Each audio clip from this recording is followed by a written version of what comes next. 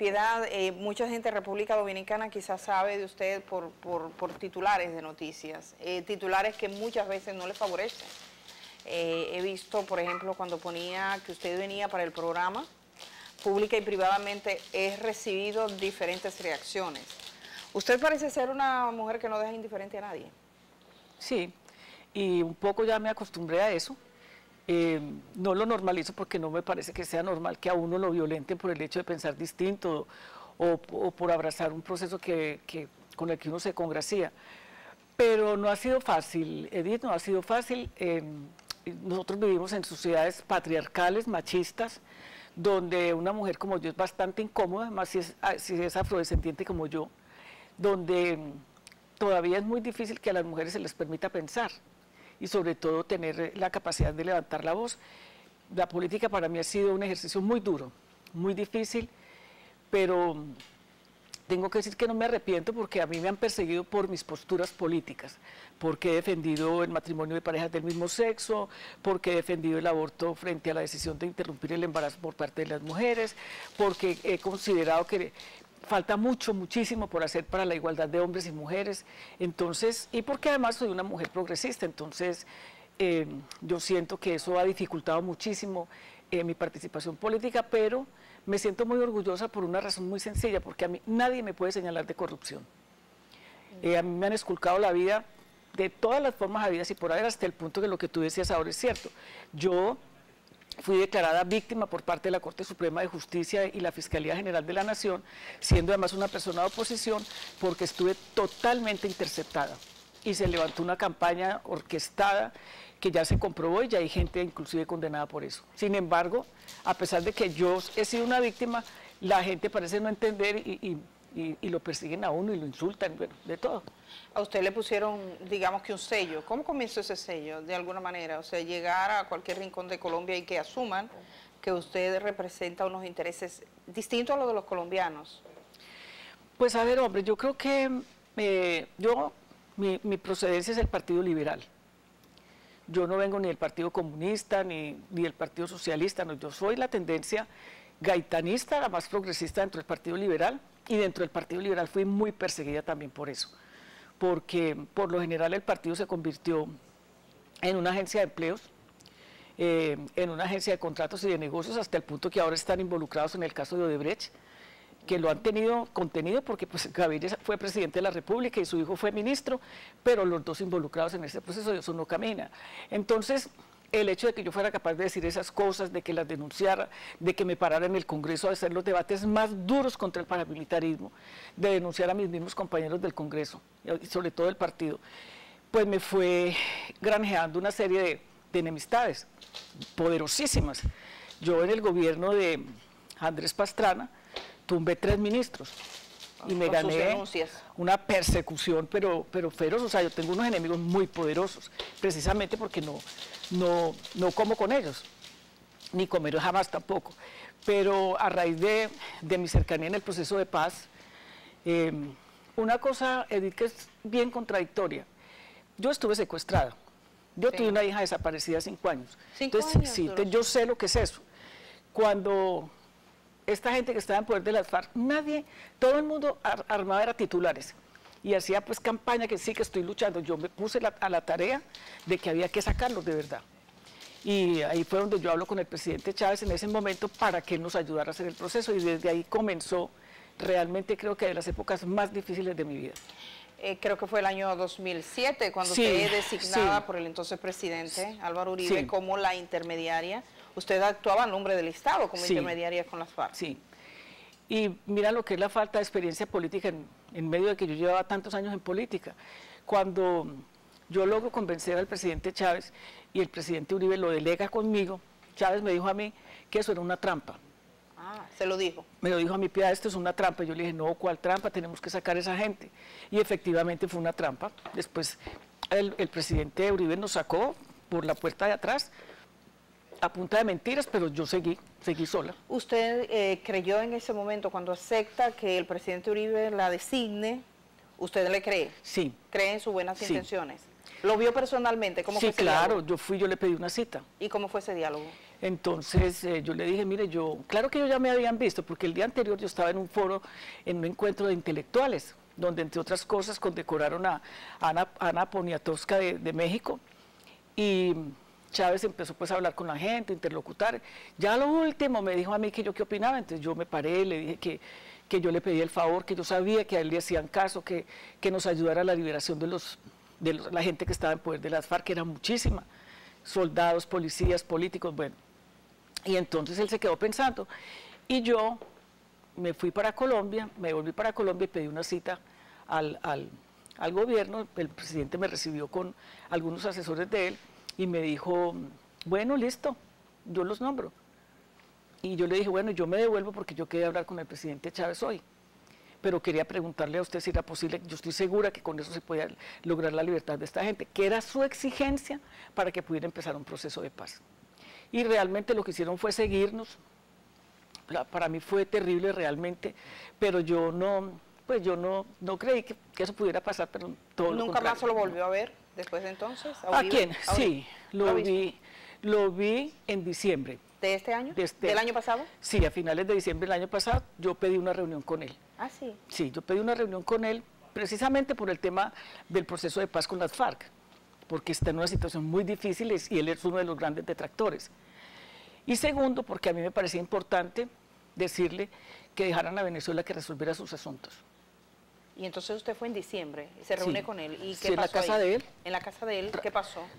Hablamos como unas 3 horas. Yo le dije que él sabía que yo no pensaba como él y que no esperaba que pensara como yo, pero que precisamente era hacer política, y la política se hace no precisamente con los que piensan solamente como uno, sino con los que no piensan como uno, y que pueden llegarse a hacer acuerdos hablando. Y fue una conversación larga, importante.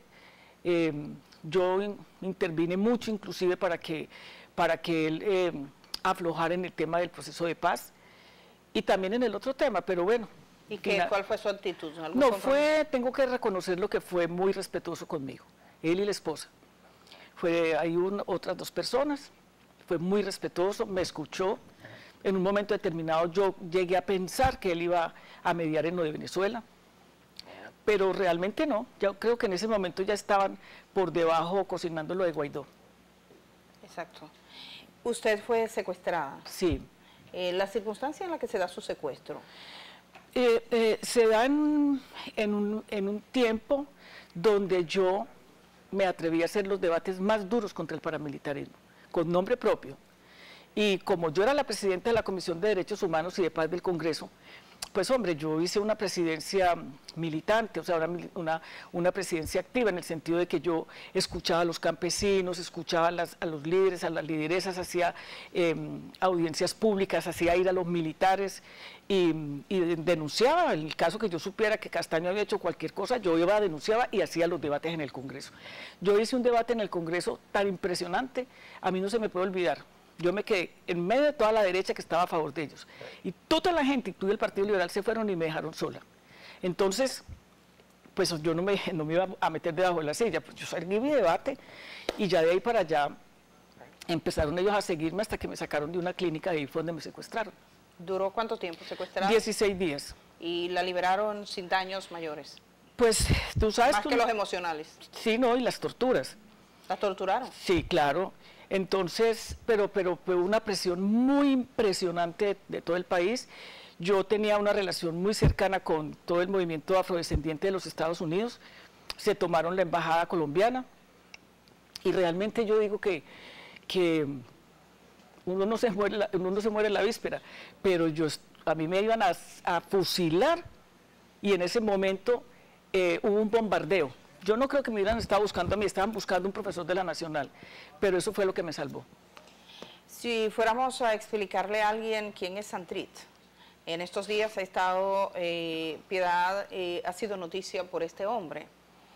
Fue jefe de las Fuerzas Armadas Revolucionarias de Colombia, uno de los jefes. Sabemos que estuvo detenido, que hubo una orden de libertad, que lo pusieron en libertad, que vino una orden después del Tribunal Supremo que ordena su encarcelación, que él se escapó y que lo andan buscando. En este momento se paga por él. y de hecho se le ha vinculado a usted de alguna manera y eso se lo vamos a explicar a la gente. Yo quiero que escuchemos lo que dijo este hombre antes de desaparecer. Que usted me complete el cuadro para los dominicanos y dominicanas que no están tan al tanto de la situación colombiana, de quién es él y por qué su nombre ha sido mencionado.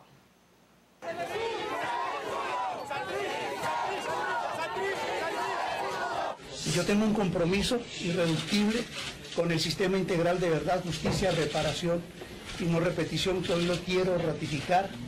Tengo un compromiso con la Jurisdicción Especial para la Paz y en el mismo día de hoy he hecho un compromiso con las altas cortes por coadyuvar a que se esclarezca cualquier duda que exista sobre mi conducta, sobre mi comportamiento, siempre aspirando que la transformación que quisimos hacer con el acuerdo de paz para que mejorara no solamente el Estado de Derecho, sino la vida del común de los colombianos tenga la mejor perspectiva posible. ¡Viva la paz de Colombia! ¡Viva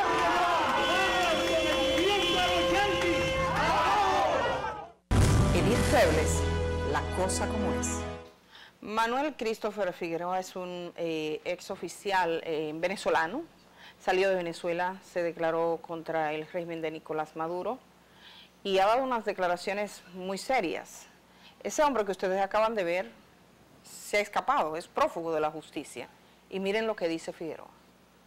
Lo ha dicho el presidente Duque de Colombia. Recientemente me llegó una información de que él estaba en Fuerte Tiuna, que lo vieron en Fuerte Tiuna, en una vivienda, un apartamento que tiene asignado allí la señora Piedad Córdoba, que lo vieron por allí. Esto después de que se conoció que huyó de Colombia. Sí, por supuesto. Es decir, en días recientes. Sí. ¿Podría estar todavía en territorio venezolano? No sé, a lo mejor de ahí salió para Cuba. Edith Febles, la cosa como es.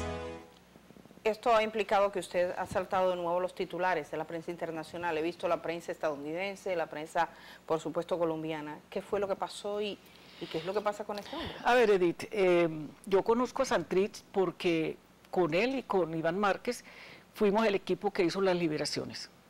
40 liberaciones. 40. Que no fueron fáciles de hacer y a mí me tocaba ir al campamento de ellos a hacer los acuerdos para la liberación de la gente. Entre otras cosas porque había muchos soldados y policía que no le interesaban a nadie, el gobierno le hubiera podido dejar allá que se quedaran el resto de la vida. Y por eso, pues yo conozco a Jesús Santrich y conozco a Iván Márquez, que entre otras cosas a mí me los presenta el presidente Chávez, porque ya ellos habían ido a Venezuela a reunirse con él para Chávez facilitar el proceso de liberación. Luego viene todo el proceso de La Habana, yo participé en ello también, e inclusive yo iba enviada por el presidente Santos en momentos que había dificultades, porque si se quiere, quien cranea realmente todo el acuerdo, con quien fue muy difícil llegar a acuerdos, fue con Santrich y con Iván. El acuerdo de paz. El acuerdo de paz, y él era prácticamente el cerebro del acuerdo, fue una persona muy difícil en el proceso, pero una persona realmente, él era más académico que militar, más intelectual que realmente militar. Ahora bien, yo ni siquiera estaba en Colombia cuando Jesús Santrich se fue del país. Yo estaba en Europa, estaba en España precisamente. Llevaba casi 15 días por fuera del país, o sea, yo no me di ni cuenta, yo no... Ahora, ¿qué me preocupa a mí? Este señor, a quien yo ya voy a demandar. ¿Lo va a demandar? Sí, claro, ya conseguí abogado en los Estados Unidos. Ya hablamos con él. Mi hijo habló con un grupo de abogados, estamos en ese proceso y lo voy a hacer por una razón muy sencilla. ¿A Figueroa? Sí, a ese señor Manuel, que no tengo ni idea quién es. Entre otras cosas, para que la gente entienda, Fuerte Tiuna es como la brigada militar. O sea, eso no es un barrio, eso no es una despensa, es el fuerte militar de Venezuela. O sea, yo en mi vida, yo creo que si he ido 2 veces, no he ido 3. Y yo nunca he tenido apartamento ni en Fuerte Tiuna ni en ninguna parte. Yo llego siempre al Hotel Meliá y me hospedo ahí por seguridad, entre otras cosas. Y yo no sé qué hay detrás de todo esto, porque realmente yo no he visto una cosa más absurda que digan que el señor Santrich está en Caracas y está en una casa mía, que yo creo que era lo último que podría hacer él si eso fuera cierto. Este señor es un mitómano, no es la primera vez que enreda gente con sus mentiras. él desempeñaba un cargo muy importante en Cuba, a nombre del pueblo. ¿En Cuba o en Venezuela? No, en Cuba. Y de ahí salta a... bueno, en el proceso de paz... Él estaba en Cuba. Él estaba en Cuba. Pero yo nunca lo conocí. Pero usted nunca lo conoció. No, yo no. Hay que decir que él fue jefe del servicio de inteligencia militar bolivariano. Después de que salió de Cuba. Después que sale de Cuba. En el momento en que él está en Cuba, ¿sabe qué papel desempeñaba a nombre del gobierno venezolano? Sí, él manejaba una empresa lo sé porque inclusive me lo contó una funcionaria de la embajada hace muy poquito, pero yo no entendía que era la misma persona. O sea, me estaba contando de que este tipo era muy desleal, de que era un tipo deshonesto, que se había beneficiado del cargo donde estaba, decía esta persona, pero yo no le presté atención hasta que salta la noticia por parte de él. O sea, yo no sé si él está buscando que le den comida en Miami, no sé si está buscando que le regalen una casa o que le den plata, porque esta es la cosa más absurda. O sea, yo puedo tener mis preferencias ideológicas, pero yo ahí sí pues que me metan a la cárcel no por esconder a Santi, sino por loca. O sea, ¿cómo me va a ocurrir a mí semejante problema tan grande que es eso, tan delicado? Pues prestarme primero a crearle un problema al gobierno de Venezuela y segundo meterme yo en semejante lío. O sea, es que yo estoy muy retirada de todo eso. Usted ha dicho que esto pone en riesgo su seguridad. Total. Mire, yo vine con mucho cariño porque le tengo un gran aprecio a Matías al evento que se va a celebrar hoy con relación al profesor Juan Bosch. Y le dije a Matías, no, pues yo no me puedo ir en avión comercial, yo me tengo que ir en avión privado porque ya no puedo ir al aeropuerto, ya me da miedo. ¿Usted vino en avión privado desde...? Sí, desde Bogotá. Desde Bogotá. Yo llegué de España el lunes, sí, y me vine ayer para acá. O sea, la situación en este momento, su seguridad, usted ha vivido muchos momentos de su vida, digamos, que en ese régimen de controversia y riesgo, pero usted entiende que las declaraciones y las imputaciones que le ha hecho el ex jefe del Servicio de Inteligencia Militar venezolano, ¿la ponen en más riesgo que nunca? No, y me ponen en riesgo no solamente a mí, a mis hijos. O sea, es una situación muy complicada. Porque realmente en Colombia, yo no sé si ustedes tienen conocimiento, ha empezado un asesinato sistemático desde hace ya varios años, que yo inclusive lo denuncié en su momento, cuando iban 42 personas asesinadas del movimiento que yo representaba. Y ha crecido el asesinato diario, permanente, impresionante. Entonces, esto me pone a mí a que cualquier persona de esas que uno no sabe quién es, esa mano... sucia que está matando tanta gente en Colombia, tanta gente y matando tantas mujeres, pues yo soy el blanco perfecto. O sea, yo lo que quiero saber es ese señor, ¿por qué me metió a mí en eso? ¿Quién está detrás de él? O sea, ¿quién es la persona que monta eso? Yo por eso lo voy a demandar. O sea, eso no tiene ni 5 de rebaja. Y hay una cosa muy clara. Nadie se muere el día de la víspera. Yo no le tengo miedo a eso, pero ninguno. Pero lo que sí no me puedo dejar es faltar al respeto, violar mis derechos y ponerme en riesgo. O sea, si se cree tan guapo, que tenga hombría, pues, que tenga hombría, si es que eso vale para alguna cosa, pero que no invente cosas que son absolutamente falsas y mentirosas. ¿Usted ha contemplado la posibilidad de salir de su país? Sí, por falta de garantías. Sí. Ahora, en este momento, ¿contempla? Sí, y le voy a pedir una cita al presidente, porque es que hay una cosa que es muy clara. Todo el mundo sabe la situación que hay entre Colombia y Venezuela, donde Colombia se ha prestado para hacer cualquier cantidad de cosas y violar cualquier cantidad de derechos. Entonces, una circunstancia de esta, tan difícil, pues nos pone a los que no estamos de acuerdo con intervenir en los asuntos internos de un país en una situación muy riesgosa. Ese señor tiene que explicar por qué me metió a mí en eso. ¿Quién está detrás de todo esto? O sea, ¿qué me van a hacer? O sea, ¿me van a matar? O sea, puso el gatillo en la sien. Y eso es él. Y el detrás de ese señor, que realmente no es un tipo inteligente, porque no lo es, tiene que haber otra gente. O sea, ¿usted asume que le falta la inteligencia suficiente como para haber ideado ese plan? Con razón les ha ido tan mal. Si esa es la inteligencia, si es el jefe de inteligencia, pues tiene que haber ido tan mal. ¿Qué ha pasado con el proceso de paz colombiano? Yo pudiera decir que en este momento el proceso está en cuidados intensivos. Después de que se convoca un plebiscito, que fue una idea del mismo presidente Santos, pues toda la derecha, sectores muy recalcitrantes, con lo que se conoce como la posverdad, comenzaron a decir que lo que iba a hacer el acuerdo era que los niños fueran homosexuales desde chiquitos, que las mujeres pudieran abortar. Bueno, montaron una campaña con una cantidad de mentiras que mucha gente se la comió. La ideología de género. Y la ideología de género que pues, famosa, que va por todo el mundo. Exactamente, que nadie sabe qué es eso, pues. Entonces, a raíz de eso nosotros perdimos el plebiscito, lo perdimos.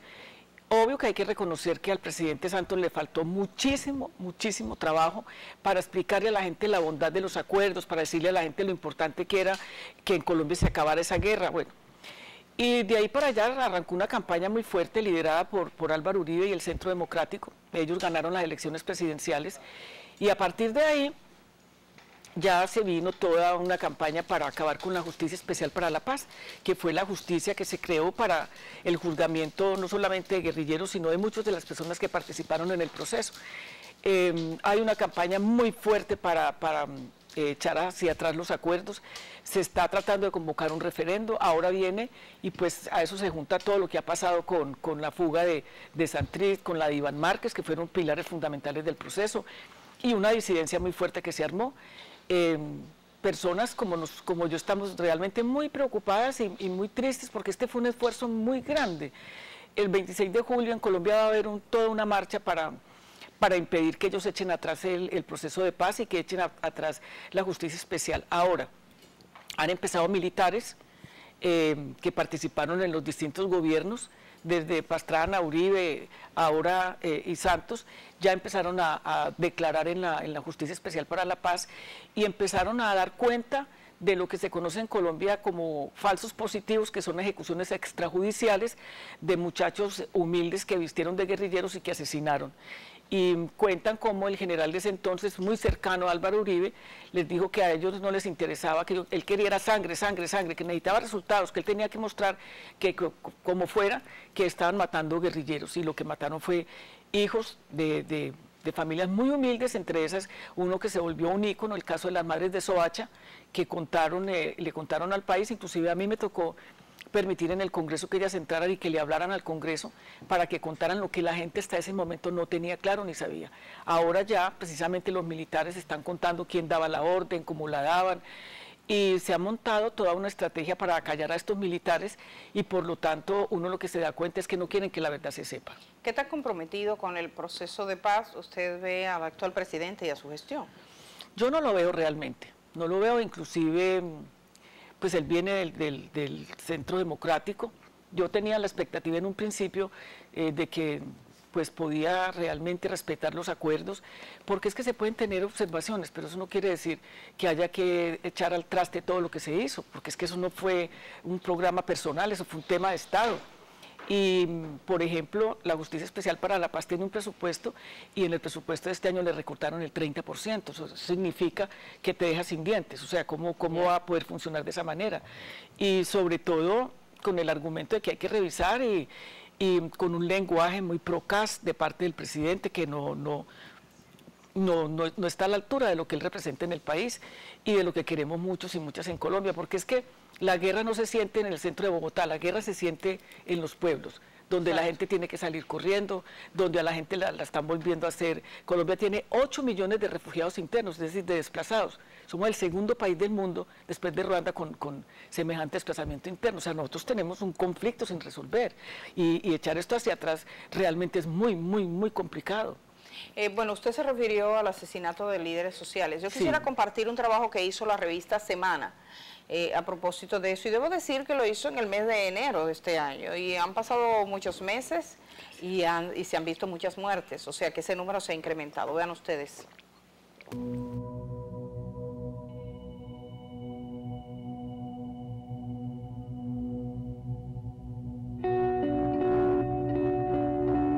Gilberto Valencia era definido por sus amigos en Suárez, Cauca, como un cantante de paz.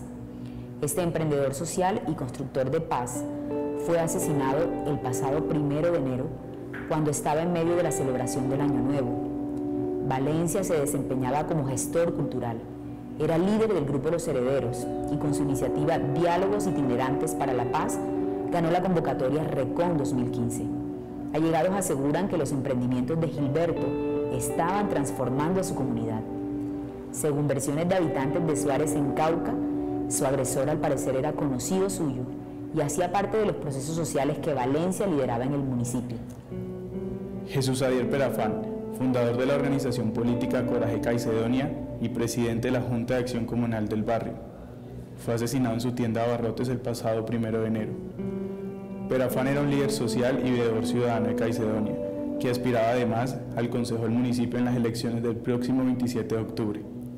Según las primeras investigaciones del caso, el crimen estaría relacionado con su actividad como líder comunal. En la entrada de este reportaje de la revista Semana hablaba de más de 900 asesinatos. ¿Cuántos muertos se creen? Yo fui vocera de una organización que se conforma después de que comienza el proceso de acuerdo, que se llamaba Marcha Patriótica. Yo era la vocera de ellos. Éramos varios, pero la cara más visible era yo, por mi procedencia. Y yo fui la primera cuando iban en los 42 personas asesinadas de la marcha. O sea, estamos hablando antes de los acuerdos. De antes. De antes de los acuerdos. Y yo llego y le digo al presidente, en una declaración pública, vamos a acabar con la marcha patriótica porque no hay garantías. Yo había estado llamando al presidente que nos recibiera para denunciar eso, porque toda la gente que mataban era de marcha patriótica, selectivamente, en todas las regiones. Fue de la única manera que el presidente nos recibió, porque él no nos quería recibir. Nos recibió y ahí en ese momento yo hice la denuncia y ya le dije, presidente, llevamos 42, ¿hasta cuántos muertos faltan para que esto pare? O sea, Semana está hablando de después del acuerdo, pero antes del acuerdo, por lo menos 200 y pico de personas asesinadas de la marcha. Toda gente, claro, de enero a estas fechas. No, de enero a esta fecha ha sido una cosa, pues, o sea, es una cosa hilarante, es una cosa espantosa. O sea, yo no logro entender que es una fuerza oscura, cómo el gobierno no puede parar estos asceninatos. Que fuera que, pues eso uno no lo puede aceptar. En ningún caso se ha hecho justicia, nunca ninguno, se determina en ninguno. Hace poquito mataron en Córdoba, un departamento de la costa Caribe, mataron una mujer delante del hijo. Ese video le dio la vuelta al mundo. Cómo gritaba el niño por un tema de tierras. No ha pasado nada. No ha pasado nada. O sea, esto recuerda mucho, la gente que tenga la oportunidad, hay un documental que se llama Bailes Rojos. Sí, claro. Que es sobre el exterminio de los miembros de la Unión Patriótica. Sí. ¿A usted le parece que se está reeditando eso? Sí, con un agravante, y es que ya es, pues en la Unión Patriótica, inclusive yo estuve en la ceremonia de perdón por parte del Estado. Era un movimiento al que exterminaron, totalmente. O sea, es increíble que hubieran matado 5.000 personas, alcaldes, gobernadores. El candidato a la presidencia lo mataron. Sí, y ahorita son líderes sociales con un ingrediente además. Negros en su gran mayoría y mujeres. Los que están cayendo ahora. Sí. La vio usted decir, háblenme de Colombia, ya no más de Venezuela, pero obviamente estando acá y teniendo esta entrevista y con la gente pendiente en este chat, una de las preguntas más frecuentes es que le explique su vínculo con el gobierno venezolano. Sería bueno que usted le... Claro, porque yo tengo por costumbre ser una persona directa, transparente, no soy oportunista, no tengo la capacidad de serlo, jamás le daría la espalda al pueblo venezolano y a sus dirigentes, porque yo creo que Colombia le debe muchísimo a Venezuela. Colombia no hubiera logrado hacer el acuerdo, así esté en las condiciones en que está, si no hubiera sido en su momento por el presidente Chávez, que hasta última hora logró que ese proceso no se descarrilara, y por el presidente hoy, Nicolás Maduro, que fue la persona que Chávez en su momento puso al frente de todo lo que eran los acuerdos y negociaciones.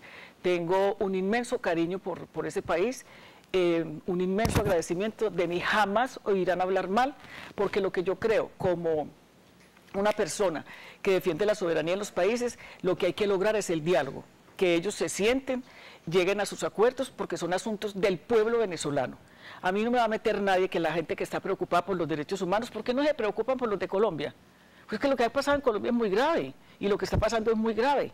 Entonces, ahí están detrás de otros intereses, del petróleo, de los diamantes, del oro, de los recursos que tiene ese país. Entonces, se ha hecho mucho daño, porque en lugar de propiciar precisamente, como dice el presidente López Obrador, la no intervención en los asuntos internos de un país, y sobre todo la búsqueda de que lleguen a acuerdos, lo que se ha propiciado es una situación inhumana. Es más, el bloqueo al que ha sido sometido el pueblo venezolano es el responsable precisamente de los problemas que tienen ahora. El bloqueo, ellos no se autobloquearon, el bloqueo es inhumano, debe ser considerado un delito de lesa humanidad, porque mata gente.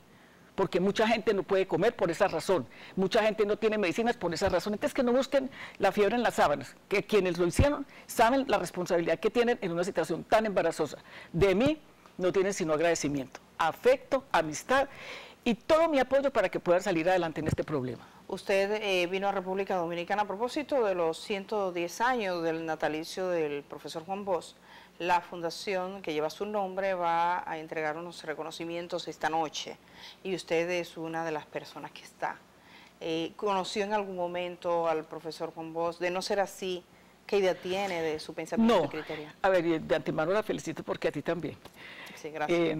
No, yo no lo conocí físicamente, pero obviamente que sí he leído sobre él. Es más, hoy debe estar circulando un artículo que yo escribo para un portal de internet cada 8 días, Las Dos Orillas, y escribí precisamente sobre el profesor Juan Bosch, porque lo conocí más de cerca por Matías, que es amigo mío desde hace mucho rato. Yo estaba muy marginada de cualquier actividad política en estos últimos 2 años, pero obviamente que no me podía negar a acompañar a Matías en ello, porque yo personalmente creo que el arquetipo de cómo se hace la política, para qué sirve la política, para qué sirve un partido, lo representó él. Y yo soy de las que sostengo que la política está secuestrada. Hoy la gente no hace política por defender los intereses, por defender a la patria, por buscar el bienestar, sino que hacen política para los contratos, por eso se metieron en lo de Odebrecht. Sí. Hacen política para hacer negocios. Por cierto, ¿en qué paró lo de Odebrecht en Colombia? En Colombia está destapando el escándalo, pero pues lo mantuvieron retenido. El fiscal que estaba escondió las informaciones, inclusive ya hay 2 personas asesinadas de las que estaban investigando y dando información, y eso se aplica al gobierno de Santos. ¿O que se suicidaron? Dicen que se suicidaron. No, los suicidaron con cianuro. ¿Los suicidaron? Sí, claro, ya hay declaraciones de hace 8 días muy fuertes al respecto. Y involucra al presidente Santos, involucra a Gaviria, involucra al Partido Liberal, y yo creo que es muy importante que este escándalo salga a la opinión pública para que la gente realmente se dé cuenta de lo secuestrada que está la política en el país. Usted ha dicho que está retirada ha estado retirada. Sí. ¿Piensa seguir retirada de la política? Por ahora sí voy a esperar, estoy mirando esto cómo se desarrolla, cómo se desenvuelve, pero estoy dedicado a otro tipo de cosas que me gratifican muchísimo, que me permiten inclusive sin tener que estar en ningún partido, poder ayudar a las mujeres y ayudar a la paz desde otras iniciativas, pero muy retirada porque quedé muy decepcionada. Bueno, pues muchísimas gracias por estar esta mañana. Podría seguir conversando obviamente, pero el tiempo se ha agotado. Piedad Córdoba, ex senadora colombiana, por estar esta mañana aquí en este programa. Le agradecemos. Ahí tienen ustedes la invitación, es abierto, pueden estar esta noche en la Biblioteca Nacional a las 6 de la tarde de hoy. Es ese reconocimiento donde además de ella está Héctor Díaz Polanco, que viene desde México, y otras personas que están ahí que ustedes ven, Xiomara Fortuna, Roldán Mármol, Manuel Salvador Gutiérrez también, tenemos a Elaine Félix, una servidora, bueno, todos los que estamos. Gracias, y mañana aquí nos encontramos cuando sean las 11 de la mañana.